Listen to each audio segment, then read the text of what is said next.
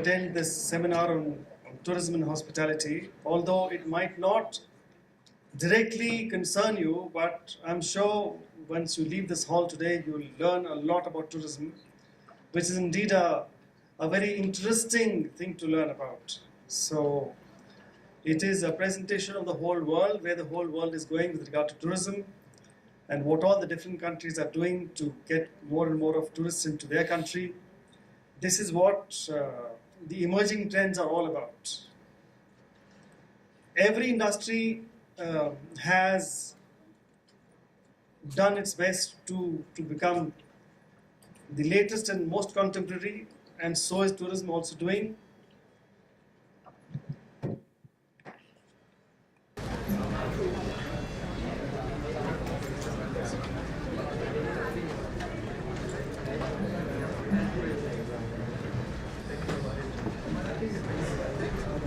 Mr. Laurent to kindly welcome our guest for the day.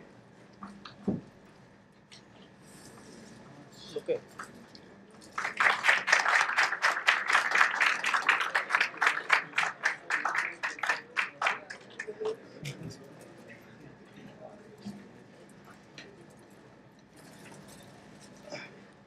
I now take this opportunity of introducing.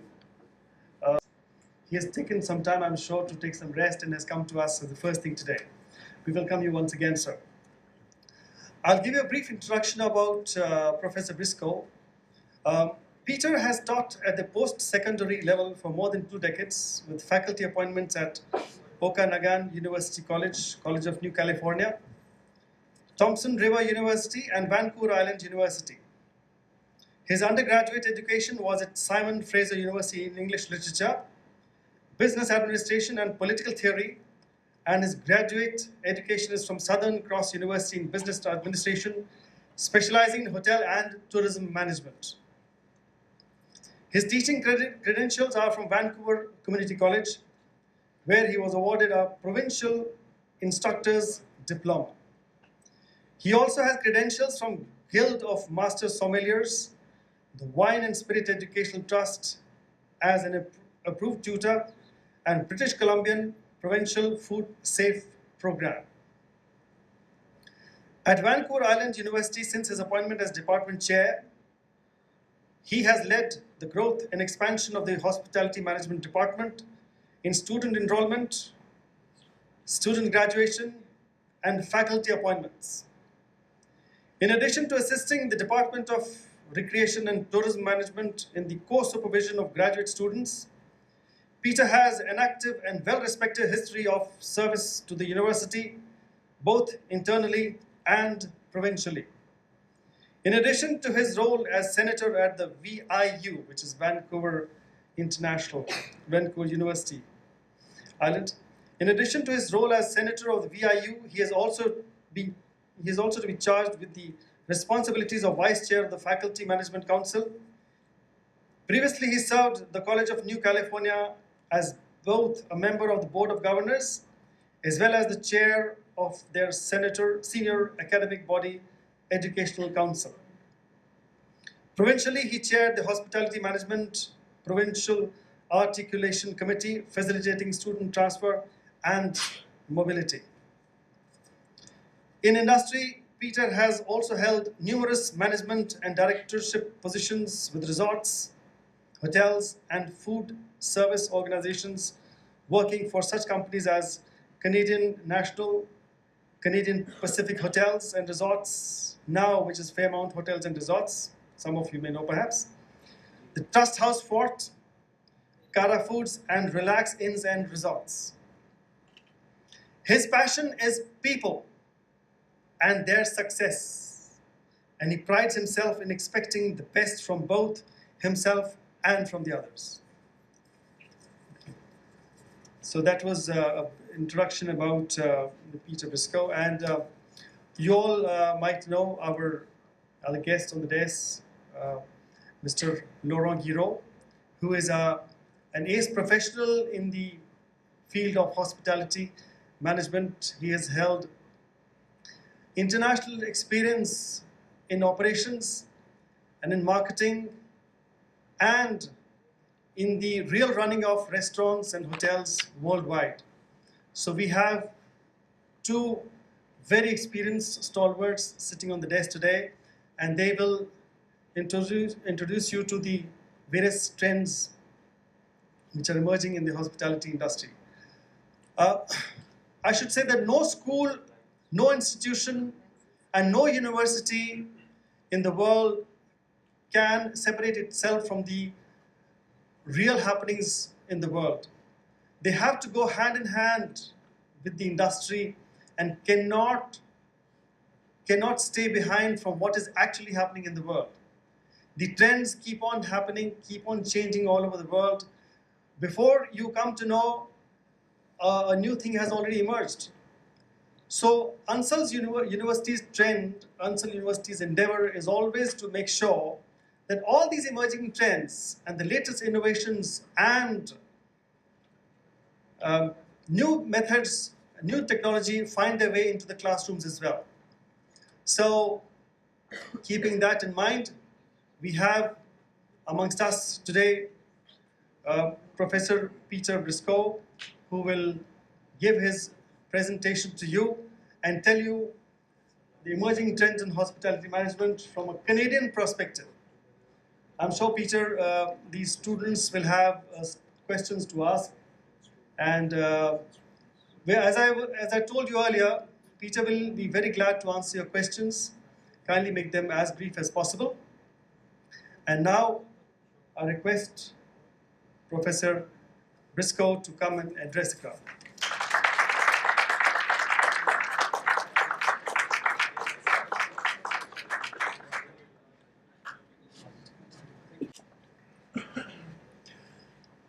So good morning, one and all. Hopefully you can hear me from where you are and that you can understand my accent. Greetings from Vancouver Island University and of course from Canada. If I seem a little dozy this morning, I hope you'll forgive me. I did travel some 30 hours to be here. Where I come from is on exactly the opposite side of the world, but I'm very pleased to be here and also have a chance to speak to you. I was asked to put together a presentation on emerging trends from a Canadian perspective in the hospitality industry and also look at some of those career opportunities that are available to you. There. Can you hear me if I don't speak into the microphone? Can you hear me? We can give you a good.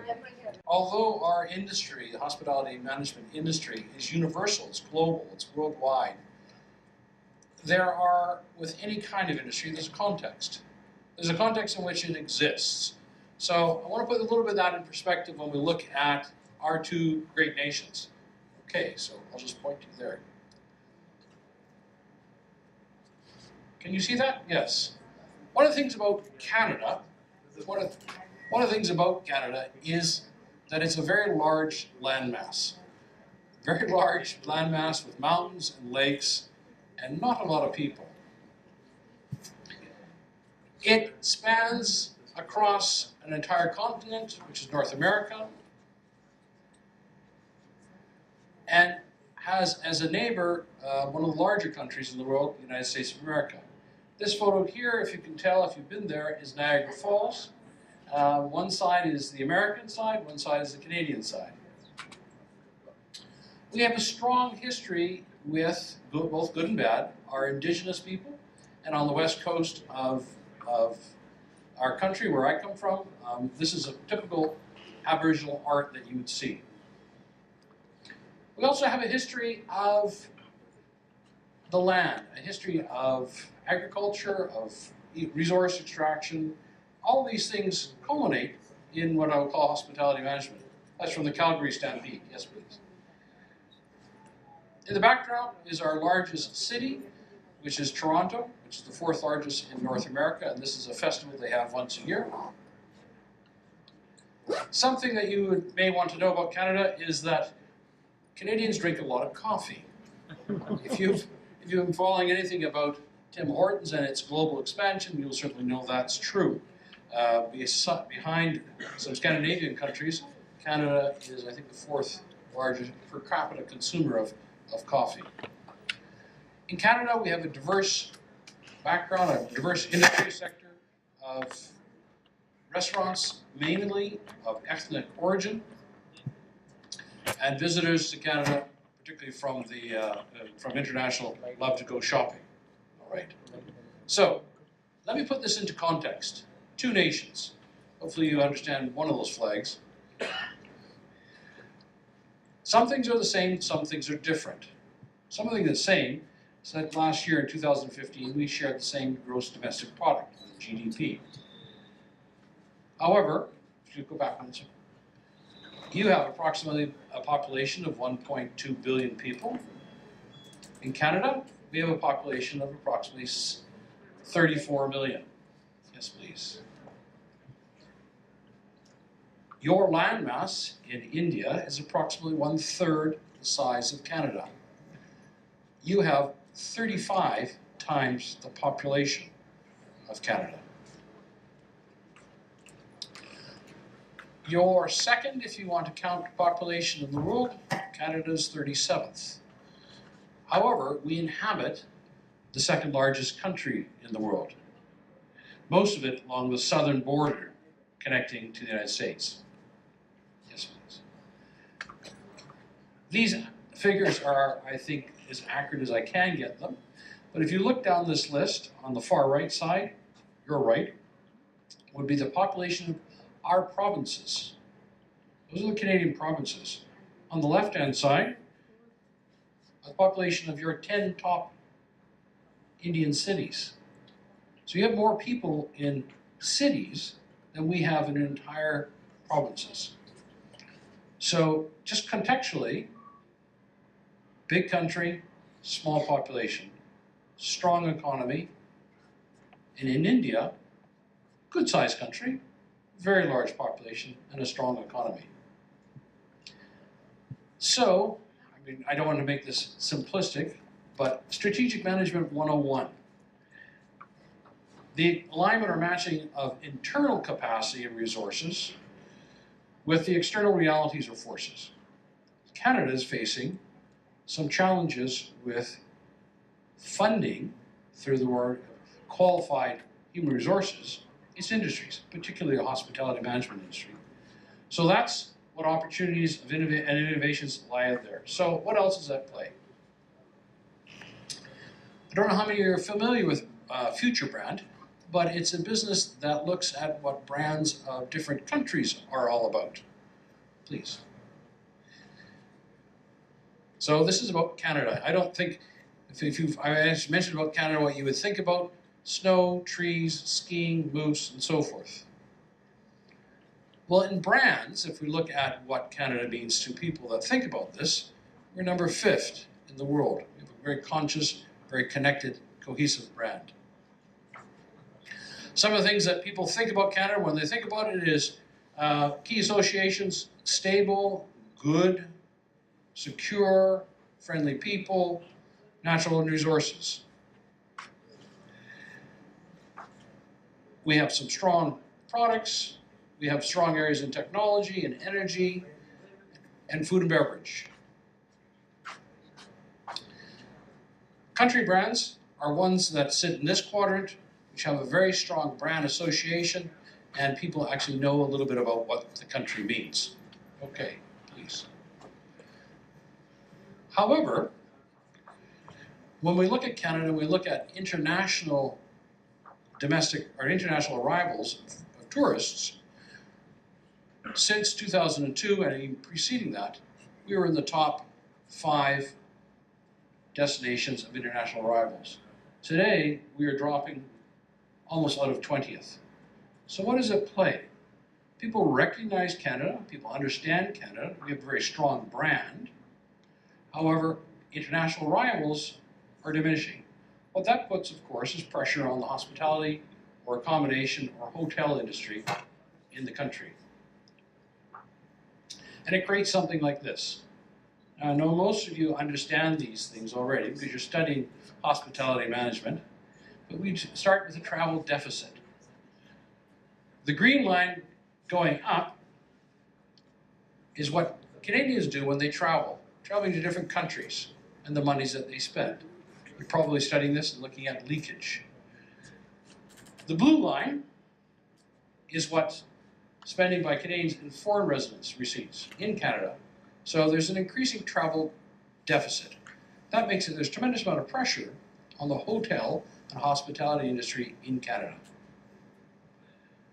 So although we have a very strong domestic market, which is not surprising in a mature industry, it's not sustainable unless we increase our international arrivals, unless we attract more people to our shores.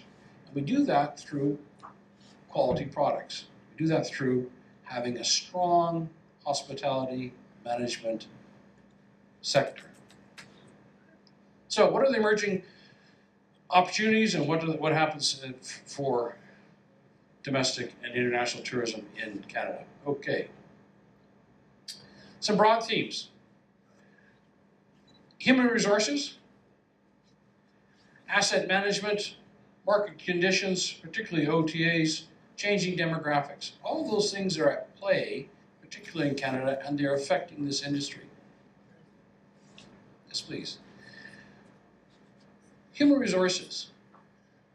I think if you boiled down the hotel business into its essentials, you would look at probably three things.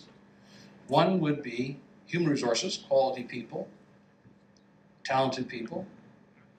You would look at the asset that you're in charge of, the maintenance of the hotel, the physical plant, and outside you would also look at your market.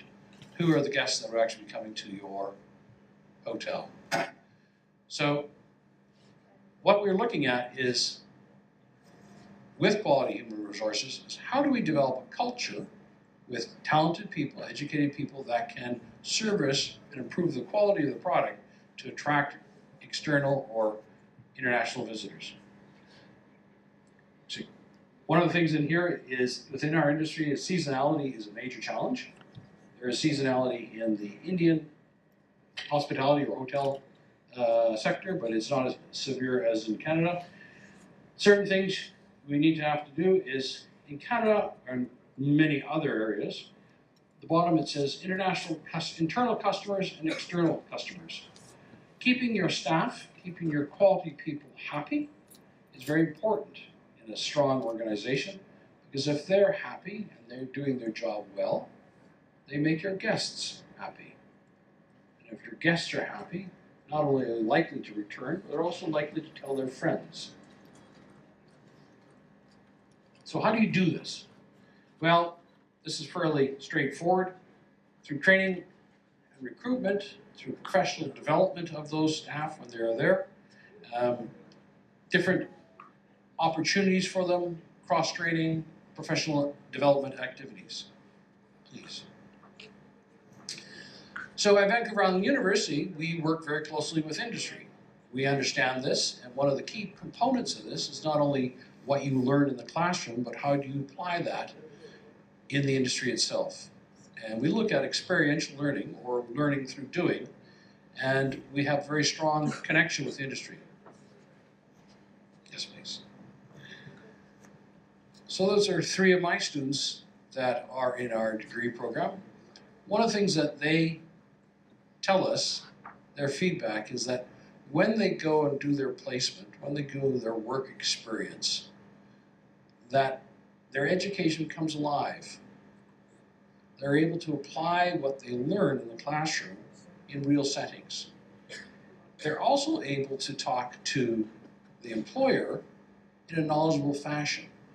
They become more valuable to the employer, and they become more valuable to the industry. The industry becomes better because of their involvement. So one of the key opportunities that is coming out of this context is that there's greater potential for those people that have education and training going into the industry. In the backdrop of all of this are changing demographics. Young people like you are increasing. Older people like me are fading away. That's the reality. So in North America, which has been dominated for the last many decades by, we'll call them the baby boomers, they will eventually disappear from the active marketplace to be replaced by what we now are calling millennials. Is there a difference? Absolutely.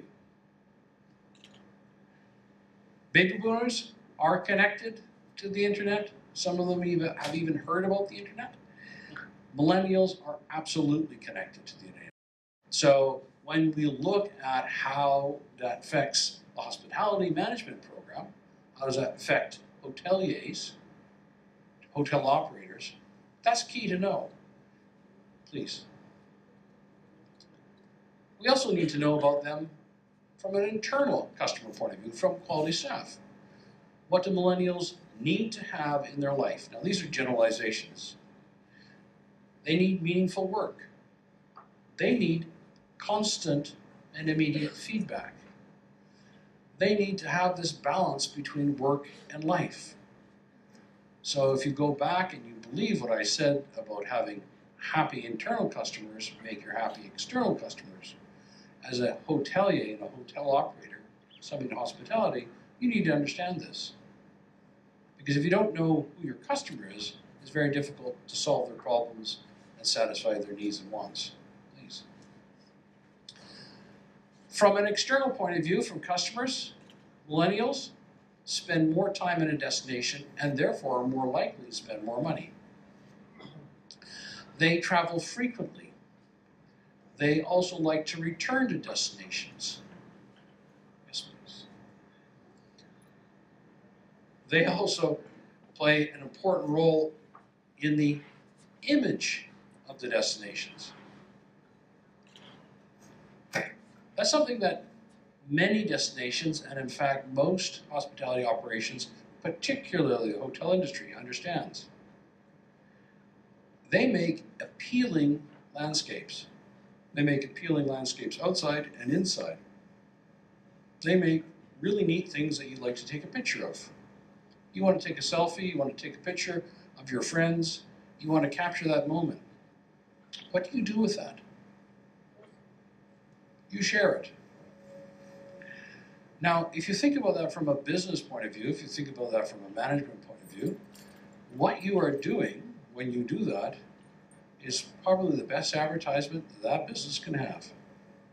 You're taking a photo of something that's neat, that's cool, those are my language, that is something that you can share with your friends, you're wanting to share with your friends.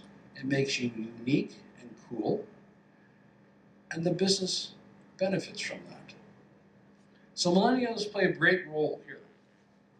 Please. So what does this mean? We have changing products and processes, both for their internal and external customers.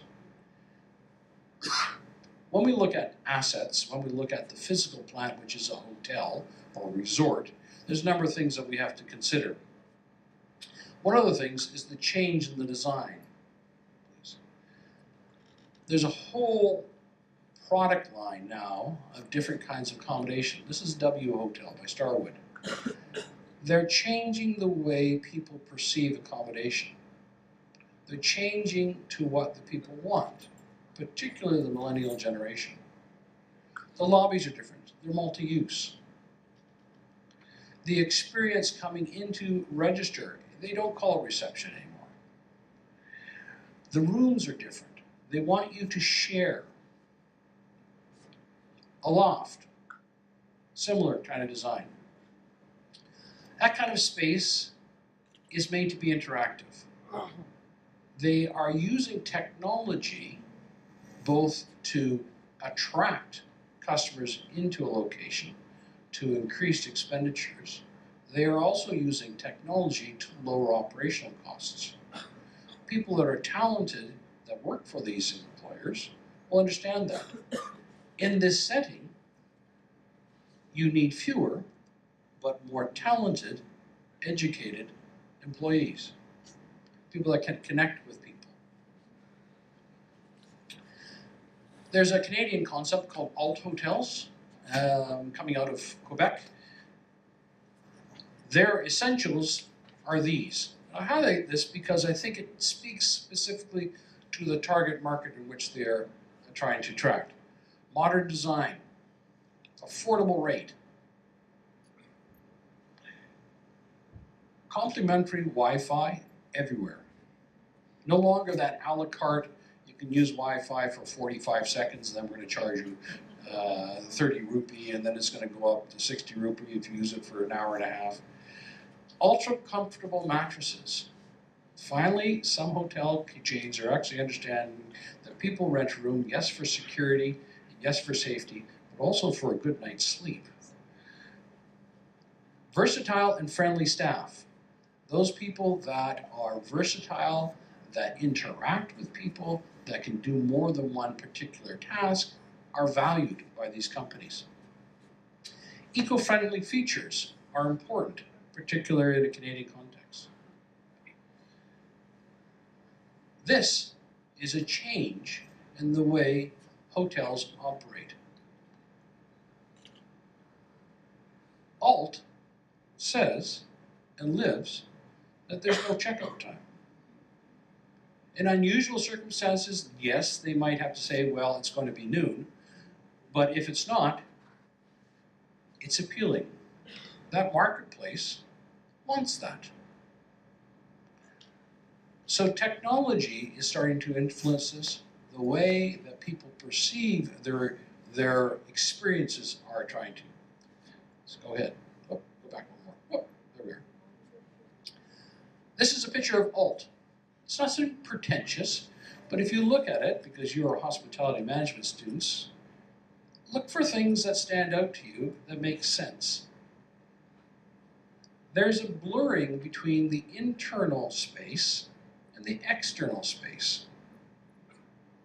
We don't like being in boxes. There's a sense that this is your backyard or a space, particularly in North America and in Canada.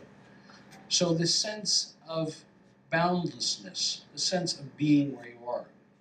Space. That's another one of their featured spaces, but again, it blurs that line between what is internal and what's external. So, is that the old question of function and form? Is that a question of fad or fashion? Well, I will suggest that to you it's none. It's neither. It's that mass customization, that individualization of the experience. And that's what it is. I'm sure you've read some research on the experience economy. If you haven't, look it up. But I think it's here. It's the experience. It can be photographed, it can be shared, it can be relived. Essential components, as we know, for travelers, for tourists. The space becomes something that's shared, and it's neither your work or your home. Starbucks did this extremely well. They called it the third space. A space where you want to share. Is that me? I'm going in front of the speaker, I'm sure. It's essential for that to happen, and one of the things that's making that happen is technology. Oh, perfect. Okay, next one. Try and switch. Okay. Okay. How's that? How's that? Better? Okay. For hoteliers, for operators, for people that are in the industry, such as you are going to be, the need is to really embrace this change and understand it. There's a saying, many people have said, this question between activity and accomplishment. There is an onus, particularly in hospitality management, and I would say within hotel operations and hotel management, to